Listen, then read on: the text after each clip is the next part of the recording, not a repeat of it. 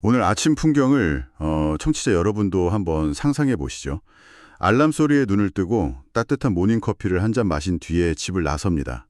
그런데 문을 나서는 순간부터 우리가 아는 세상의 규칙이 막 완전히 작동을 멈추는 거예요. 아, 모든 규칙이 다요? 네네. 일단 지갑이 필요가 없습니다. 세금을 돈으로 안 내거든요. 대신 하루 24시간 중에 딱 10% 그러니까 한 2시간 24분 정도를 사회에 기여하는 봉사활동으로 채워야만 합니다. 와, 세금을 노동 시간으로 내는 거군요. 맞아요. 그리고 퇴근길에 저녁거리로 먹을 고기를 구해야 한다. 이러면 어떻게 할까요? 마트에서 카드를 긁는 게 아니라 스마트폰을 딱 꺼내서 엄청나게 거대한 전산망에 접속을 합니다. 네. 거기서 내가 가진 잉여물품, 예를 들어서 어제 수확한 사과 몇 알을 올리면 누군가의 고기랑 그 실시간으로 교환이 딱 이루어지는 거죠. 그러니까 지폐, 동전, 계좌, 카드 이런 돈이라는 개념 자체가 아예 인류의 기억에서 증발해버린 세상인 겁니다. 그러니까 화폐라는 아주 거대한 톱니바퀴를 인류의 굴레에서 완전히 뽑아내버린 그런 상황이네요. 네, 완전요. 사실 돈이 없다는 건 단순하게 물건 사는 방식이 바뀌는 걸 넘어섭니다. 사람들이 욕망을 쫓고 권력을 주려고 하는 그 동기 자체를 그가 근본적으로 뒤흔드는 엄청난 변화를 뜻하거든요. 그렇죠. 그래서 오늘 우리가 파헤칠 자료가 그 어느 때보다 흥미진진한 겁니다. 자, 오늘 다룰 이 자료는 전산화된 물물교환 사회 3단 구조 정치체계라는 아주 구체적인 설계도인데요. 이번 탐구의 미션은 명확합니다.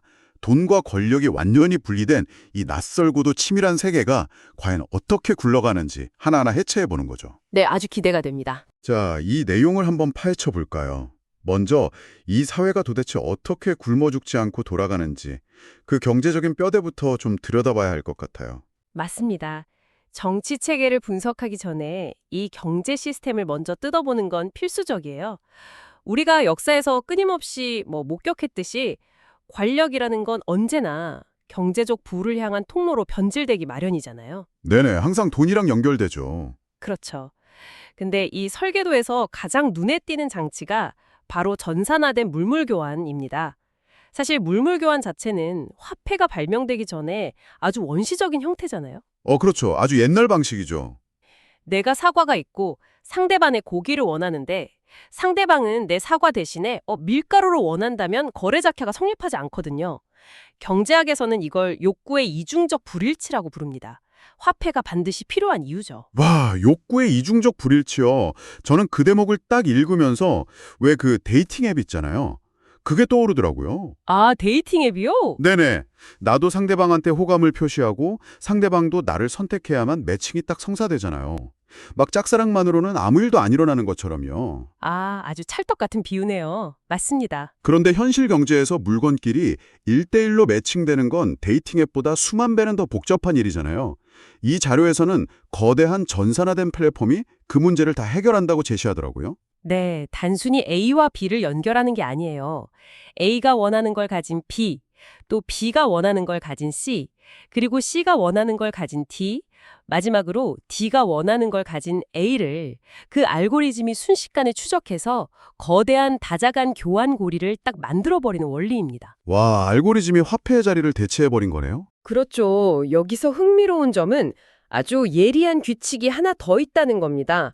교환의 대상이 철저하게 물질과 물질로만 제한된다는 거예요. 물질과 물질만요? 네. 누군가의 노동력, 지식, 기술 같은 이런 무형의 서비스를 사과나 고기 같은 물질이랑 교환하는 행위는 이 시스템 안에서 아주 엄격하게 금지됩니다.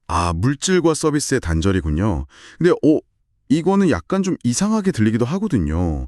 만약에 제가 최고의 기술을 가진 외과 의사라고 한번 가정해 볼게요. 네네. 제가 수술이라는 엄청난 서비스를 제공했는데 그럼 그 대가로 쌀 한 포대조차 받을 수 없다는 건가요? 네, 아예 받을 수 없습니다. 만약에 의사가 수술이라는 서비스를 대가로 막대한 양의 물질을 축적하게 내버려 둔다면요.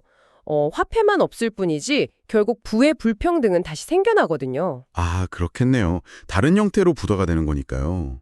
맞아요. 그래서 이 설계도는 특정 개인이 뛰어난 능력이나 서비스를 무기로 물질적인 부를 쌓는 길을 시스템적으로 완전히 차단해버린 겁니다. 그럼 그런 서비스들은 도대체 어떻게 해결하나요? 의사도 먹고는 살아야 하잖아요. 여기서 서두에 잠깐 언급하셨던 그 하루 10% 기여라는 개념이 작동하는 겁니다. 아, 모든 구성원이 의무적으로 내놓아야 하는 그 2시간 반 정도의 시간이요? 세금 대신 노동 시간을 내는 거? 네, 맞습니다. 거리 청소, 의료, 교육, 그리고 심지어 정치에 이르기까지 이 사회 유지에 필수적인 모든 서비스는 구성원들이 의무적으로 할애하는 그 하루 10%의 시간을 쫙 모아서 충당하는 거죠. 와, 진짜 철저하네요. 물질은 물질끼리 전산망 안에서만 순환하고 사회적 서비스는 시간의 기여라는 전혀 다른 궤도를 통해서 돌아가는 완벽한 이원화 구조군요. 정확합니다. 근데 이걸 정치라는 관점에 대입해 보니까 진짜 기가 막힌 발상의 전환이 일어나더라고요. 정치는 결국 사회 전체의 방향을 결정하는 고도의 서비스 행위잖아요.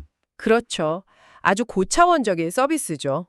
근데 우리가 아는 현실의 정치인들은 보통 권력을 잡고 막 그걸 통해서 경제적 이권에 개입하거나 자기 부를 불리려는 그런 은밀한 동기를 갖는 경우가 참 많거든요. 네, 뭐 뉴스를 보면 항상 나오는 얘기죠. 그런데 이 세계에서는 정치인이라는 특권적인 직업 자체가 아예 존재할 수가 없는 거네요. 단지 누군가가 자기 하루 10%의 시간을 할애해서 수행하는 일종의 사회 봉사 중 하나일 뿐인 거잖아요. 맞습니다. 정치로 부를 축적할 방법이 아예 차단되어 있는 거죠. 그러니까요. 돈이 안 되는데 과연 우리가 아는 그 지독한 권력욕 자체가 생겨날 수 있을까요? 그래서 이 구조적 의도가 대단히 치밀한 겁니다. 부패를 일으킬 근본적인 땔감을 아예 치워버렸거든요.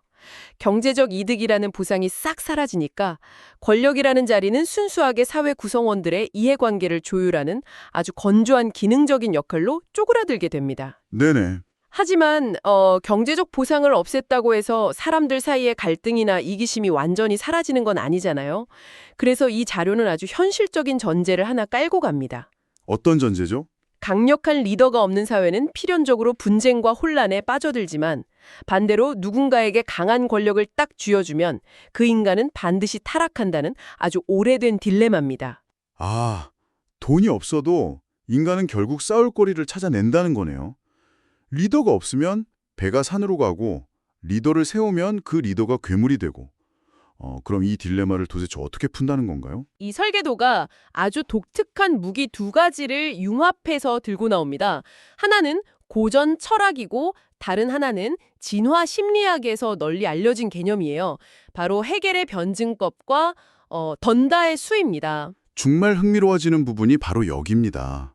철학과 진화 심리학의 만남이라니요? 네, 먼저 헤겔의 변증법부터 한번 짚어보죠. 어떤 기존의 질서나 주장을 뜻하는 정이 제기되면 반드시 거기에 모순되거나 반대하는 비판인 반이 등장합니다. 아, 정반합 할 때 그 정과 반이요? 네, 맞습니다. 그리고 이 두 가지가 아주 치열하게 충돌하는 과정을 거치면서 기존의 것들을 포괄하고 한 단계 더 발전된 새로운 상태, 즉 합으로 나아간다는 원리죠. 네네. 중요한 건 이 철학적인 개념을 그냥 공허한 말장난으로 둔 게 아니라 이 사회의 실제 의사결정의 뼈대로 삼았다는 게 핵심입니다.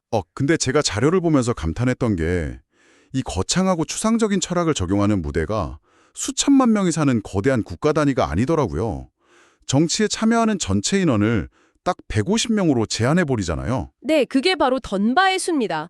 영국의 인류학자 로빈 던바가 제안한 건데요. 인간이 다른 사람의 얼굴과 이름, 성향을 제대로 파악하고 의미 있는 신뢰관계를 맺을 수 있는 생물학적인 한계치가 딱 150명이라는 겁니다. 150명이면 사실 평범한 결혼식장에 모이는 하객수나 그 고대 작은 마을의 인구수 정도잖아요?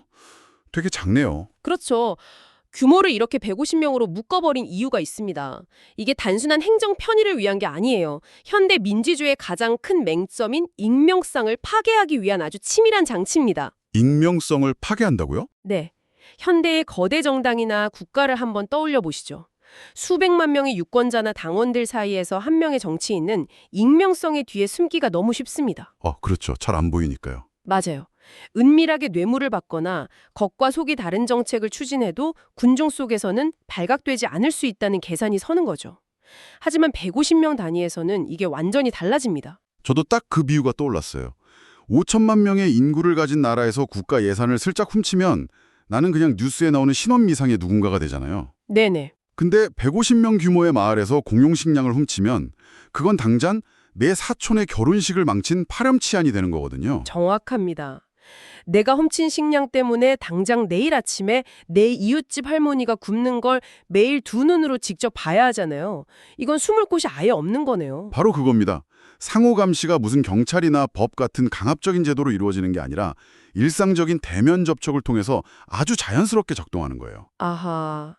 누가 어떤 주장을 하고 누구랑 밥을 먹고 어떤 이기적인 욕심을 내비치는지 150명 사이에서는 너무 투명하게 다 공유가 되거든요. 거대한 권력이 뭉치고 부패가 자라날 수 있는 어둠 자체를 이 규모의 한계로 없애버린 겁니다. 와, 정말 치밀하네요. 좋아요. 그럼 돈의 유혹도 없고 익명성이라는 은신처도 없는 이 투명한 150명이 모여서 실제로 어떻게 의사결정을 내리고 정책을 정하는지 구체적으로 좀 들여다봐야 할 것 같아요. 네, 여기서 이 설계도가 제시하는 가장 파격적인 시스템이 등장합니다.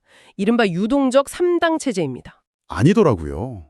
한번 가입하면 평생 그 색깔의 옷을 입고 죽어라 상대당이랑 싸워야 하는 그런 고정된 진영이 완전히 붕괴된 형태잖아요. 이것을 더 큰 맥락과 연결해보면 기존의 정당 정치를 완전히 해체한 모델이라는 걸 알 수 있습니다. 구조를 좀 세밀하게 보면요. 150명 중에서 자원자 20명이 영구적인 중재자 역할을 맡는 합조정당을 구성합니다. 20명만요? 네. 아까 말한 해겔의 변증법에서 합의 위치를 고정적으로 점유하는 그룹이죠. 그리고 남은 130명이 매일매일 올라오는 정책 사안마다 오직 자신의 판단에 따라서 정당, 그러니까 찬성이죠. 아니면 반당, 즉 반대를 완전히 자유롭게 선택하는 겁니다. 잠깐만요.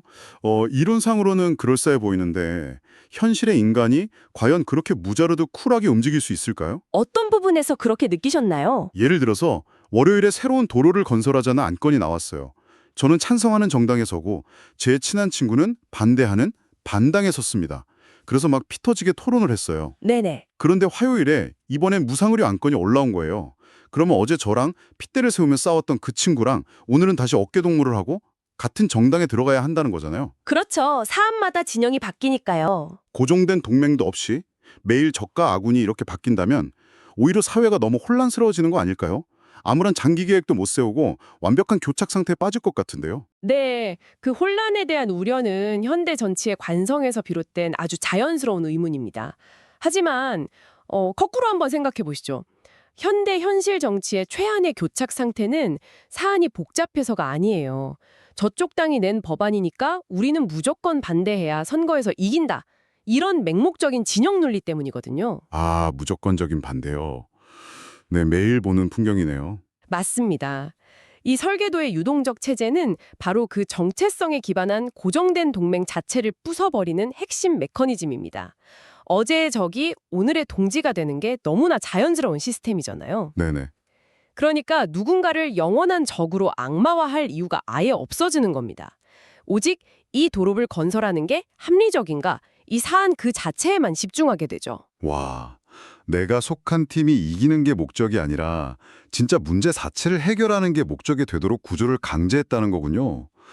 그렇다면 항상 중간에서 중재만 한다는 그 20명의 합조정당은 도대체 무슨 힘을 가지는 건가요? 네, 그 부분이 궁금하실 텐데요. 보통 중재자라고 하면 막강한 권한을 가진 재판관을 떠올리기가 쉽잖아요? 오히려 정반대입니다. 이 합조정당은 원칙적으로 독자적인 결정권이나 투표권이 전혀 없습니다. 아예 없어요? 네, 만약에 이들에게 결정권이 주어지면 결국 나머지 130명이 이 20명의 눈치만 보는 새로운 권력 집중 현상이 벌어질 테니까요. 아하, 또 다른 부패의 씨앗이 되겠네요. 맞습니다.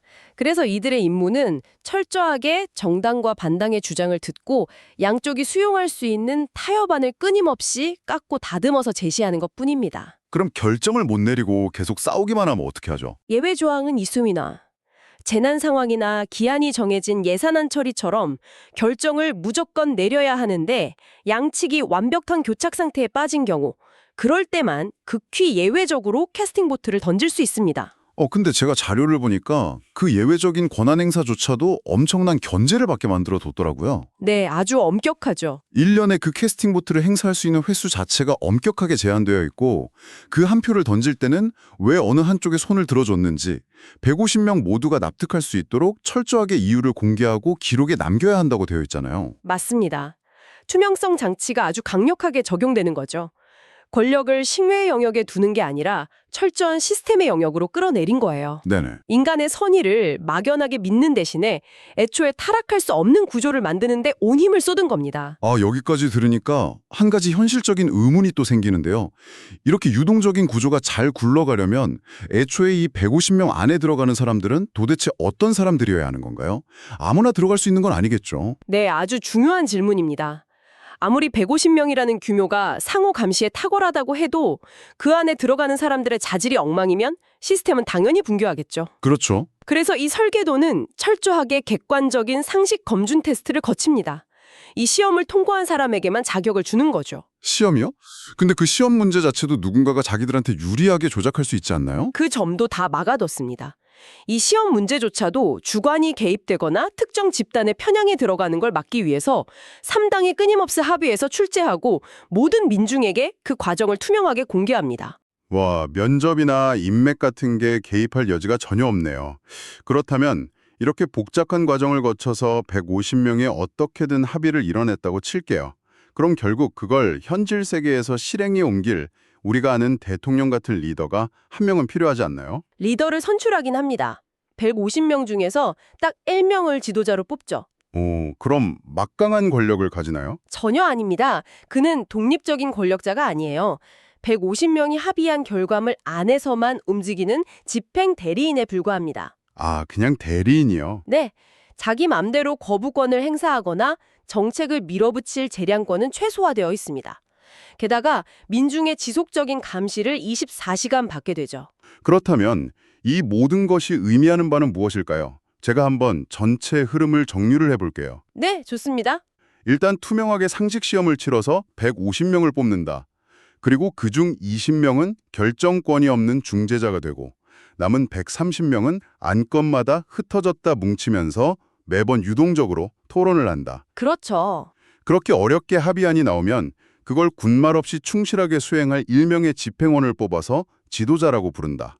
와, 최고 권력자를 사실상 결정된 사항을 따르는 인턴 수준으로 격화시켜버린 게 정말 인상적이네요. 이것은 중요한 질문을 제기합니다. 왜 이렇게까지 리더의 힘을 빼놓았을까요? 바로 독단적인 리더십이 불가능한 이 구조를 통해서 역사적으로 되풀이된 권력의 부패를 막으려는 겁니다. 네네. 그리고 이 시스템의 진짜 하이라이트는 임기와 순환 교체라는 마지막 장치에 있습니다. 교체요? 그것도 중요하죠. 네. 고대 아테네 평유회의 빠른 교체 방식과 경험 많은 인사들이 연속성을 유지하는 미국 상원, 그리고 스위스 연방위원회의 모델을 벤치마킹한 구조예요. 네, 자료를 보니까 임기가 3년이더라고요. 근데 선거 처리됐다고 해서 150명이 한꺼번에 다 짐 싸서 나가는 게 아니라면서요? 맞습니다. 매년 3분의 1, 즉 50명씩만 순환해서 교체됩니다. 이렇게 되면 어떤 시점에도 항상 경험자가 100명씩은 남아있게 되거든요. 인수인계가 자연스럽게 되겠네요. 그렇죠. 국정의 연속성이 유지되는 겁니다. 하지만 동시에 아무리 세력을 규합하려고 해도 3년 뒤에는 전체 인원이 완전히 물갈이 됩니다. 권력이라는 물이 고여서 썩어 들어가기 전에 강제로 순환을 시켜버리는 거죠. 와, 고인물은 썩기 마련이라는 진리를 아예 구조적으로 방어해낸 거군요. 오늘 우리가 다룬 이 촘촘한 이야기들을 쭉 종합해보면요. 이 설계도는 단순히 완벽한 유토피아를 그리는 게 아닌 것 같습니다. 네, 맞습니다. 인간은 언제나 취약하고 권력의 맛은 너무 달콤하다. 이걸 철저하게 인정하는 데서 출발하잖아요. 그래서 완벽한 리더를 기다리는 대신에 언제든 문제가 생기면 고치기 쉽고 권력이 한 곳에 고이지 않게 만드는 아주 기계적인 톱니바퀴를 짜놓은 거네요. 정확한 통찰입니다. 투명성과 순환 교체가 이 사회의 핏줄인 셈이죠. 우리가 매일 뉴스를 보면서 느끼는 그 정보의 과잉과 극단적인 진영 논리에 지친 현대인들에게 이 구조는 정말 매력적인 대안적 사고 실험이 될 겁니다. 네, 오늘 정말 깊게 빠져드는 심층 탐구였습니다. 청취자 여러분, 어떻게 들으셨나요? 돈 대신 매일 4시간의 10%로 사회에 기여하고 150명의 시민이 매 안건마다 흩어졌다 보이는 이 유동적 3당 체제. 이 지극히 논리적이고 촘촘한 사회 설계도가 여러분에게는 아름다운 유토피아로 들리시나요? 아니면 우리의 복잡한 현실에는 적용하기 어려운 이상적인 실험실로 보이시나요? 생각할 거리가 참 많죠. 네, 오늘 탐구를 마무리하면서 청취자 여러분 스스로 고민해 볼 만한 아주 도발적인 질문을 하나 던지고 싶습니다. 이 설계의 핵심은 권력이 한 곳에 고이지 않게 하는 것이고 그 원동력은 150명이라는 규모에서 오는 서로에 대한 끝없는 상호 감시잖아요. 그렇죠. 감시가 필수적이죠. 그렇다면 부패가 완벽히 통제되고 투명성이 극대화되며 모든 것이 상호 감시되는 이 소규모 평화의 사회에서 과연 우리 현대인이 그렇게 소중하게 여기는 개인의 익명성이나 누구에게도 간섭받지 않을 자유는 존재할 수 있을까요? 자유와 감시의 충돌이네요. 네, 완벽하게 깨끗한 정치를 얻는 대가가 서로의 눈을 결코 피할 수 없는 촘촘한 감시망이라면 여러분은 기꺼이 그 세계로 들어가실 수 있습니까? 내일 아침 다시 알람 소리에 눈을 뜨고 커피를 마실 때 한 번쯤 곰곰이 상상해 보시기 바랍니다. 지금까지 심층탐구였습니다. 감사합니다.